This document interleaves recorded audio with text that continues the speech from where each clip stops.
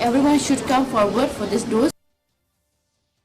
UMLA ka West Shillong uba Mohendro Rapsang ula Pyrshah jury ka Jingthmu ka Sorkar ban Pynkynriah no Nongshong Shnong jong ka them motor sha ka jaka ka bayar lai akar ka badan markhap bat ka rit provincial chest TB hospital hamauba uba Rapsang ula ongru ba unsalet yekendu yo sembut menteri rangba ka jela uba Preston Tinsong haringkat ba ka jingkerpat ban perkhat sani biang sasisian halor ka ni ka Jingthmu ban Pynkynriah shamauba ubarap sang ula banjur ru bahakate ka jaka lait na ka hospital ka baka Sorkar kala phai khmat om day bandan da ki weipat ki jat kam urang ba Shnong jong ka mauba uba David's Imle ula ongru baka dorbar Shnong kala Pyrshah jori ka ni ka jing ai jing mot jong ka Sorkar jala ban Pynkynriah ki briu na them yo molong shakani ka kentot.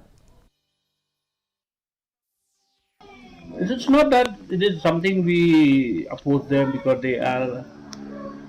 that colony, this colony, but because of the area has been too much density of population, too much, too high, so it cannot be accommodated one more colony there in that area. Number two, that place is meant for hospital then to treat people, not to make colonies. So this on this ground we strongly oppose that new colony should not be.